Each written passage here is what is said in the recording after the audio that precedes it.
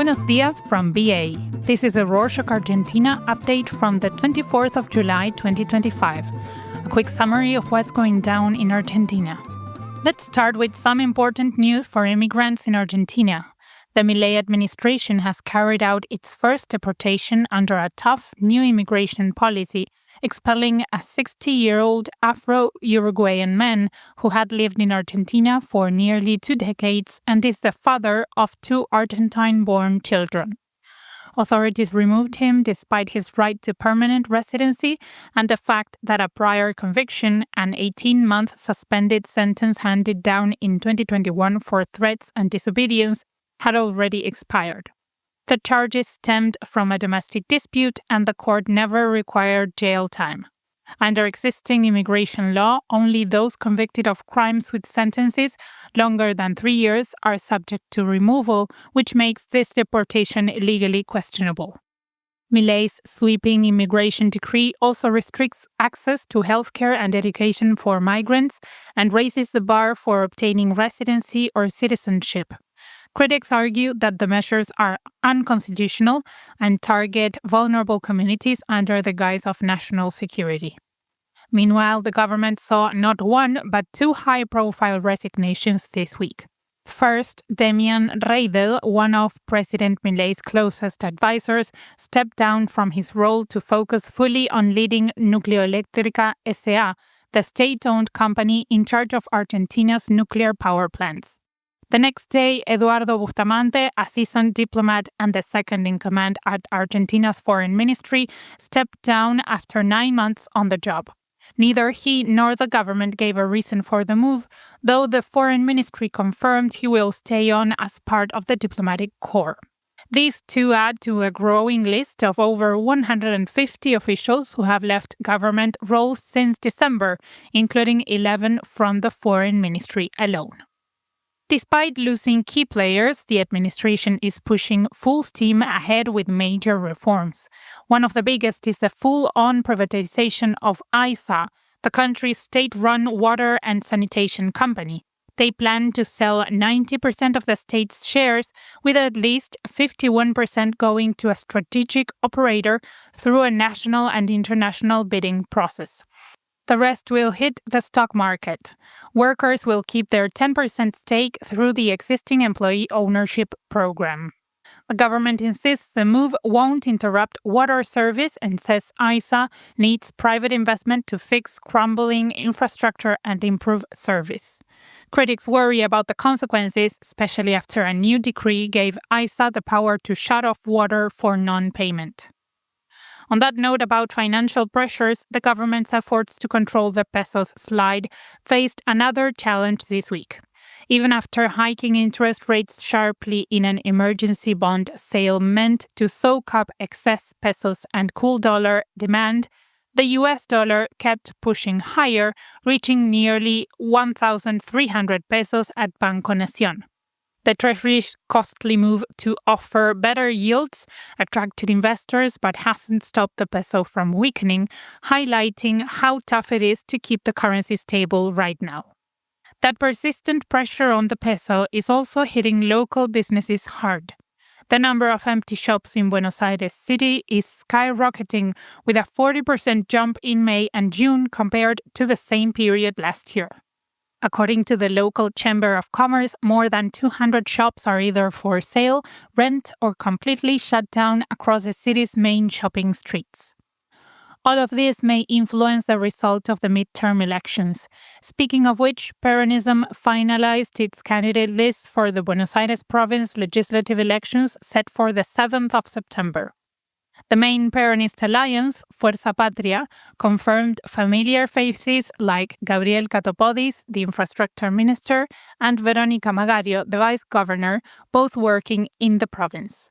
The election has drawn more attention than usual since Axel Kicillof, the governor, chose to separate it from the national vote in October, exposing tensions among the Peronist factions. Back to the topic of reforms, a federal judge has blocked President Milei's plan to shut down the National Highway Administration via decree. The court ruled that Milei's special legislative powers didn't allow him to close autonomous state agencies and that the decree violated workers' rights by threatening their job security. Milei's administration argued the shutdown was necessary to fight corruption, but the court's decision puts the closure on hold while these issues are debated. From highways to public transport, starting the 1st of January 2027, Buenos Aires City will require all new buses in the public transport system to run on compressed natural gas, CNG, or electricity, aiming to cut emissions and improve sustainability. Diesel buses already in service can keep running until they reach their lifespan. To support this shift, the city plans to build new infrastructure like high-power charging stations for electric buses and specialized facilities for CNG vehicles. The move follows successful pilot programs that showed strong public approval, quieter streets, and zero greenhouse gas emissions. Additionally, all new buses will feature advanced safety tech to reduce accidents and improve driver awareness. Buenos Aires City also aims to improve public transport with plans to modernize its busiest subway line, Line B, with a $300 million contract awarded to the Chinese company CRRC Changchun Railway Vehicles. The plan calls for 170 new air-conditioned train cars to replace the aging fleet, some of which are over 60 years old. These new trains will feature updated security cameras, better lighting, and modern information systems, while being compatible with improved signaling for safer rides. The first new trains should start running by early 2027, marking the biggest investment in subway cars in 10 years. Argentina is also dealing with a surprising issue on its streets. If you're living in the country, you may have noticed that a lot of cars don't have license plates or are using temporary paper plates. That's because the Casa de Moneda, the only factory making them, ran into supply problems and later closed. Demand keeps rising, with record numbers of new car registrations making the backlog worse. To cope, the government brought in a new company and ramped up production, but still hundreds of thousands of plates remain delayed. Meanwhile, some drivers have taken advantage of the situation by intentionally removing plates to avoid traffic fines and speed cameras, creating a new challenge for road safety and law enforcement. Authorities now have to carefully check whether missing plates come from delays or deliberate attempts to dodge penalties. Beyond short-term headaches on the road, Argentina is also quietly undergoing a major demographic shift. According to researchers at the Universidad Austral, 1 in 4 households now consists of just one person living alone, the highest rate in Latin America. At the same time, birth rates keep dropping, with the average woman having only 1.4 children. This is creating an aging society where there are fewer young people and more older adults. In other news, the New York Times recently featured a travel article for skiers in the Northern Hemisphere who want to chase winter during their summer by heading south to the Andes in Chile and Argentina. It highlights top ski destinations like Las Leñas and Cerro Catedral, emphasizing the dramatic alpine scenery, high-altitude skiing, and the unique après-ski culture that blends skiing with Latin American food, music, and nightlife. Follow the link in the show notes to read the full article. If you're looking for something to do without leaving your couch, a new 6-part drama on Prime Video explores the rise and rule of Carlos Menem, the former president whose legacy still shapes Argentina's political and economic landscape today.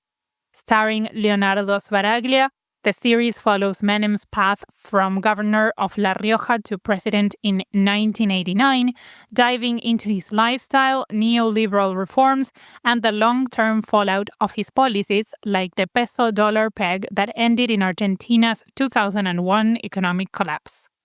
The show doesn't shy away from controversy either, covering Menem's involvement in arms trafficking, the AMIA bombing cover-up, and the legal protections he enjoyed as a senator.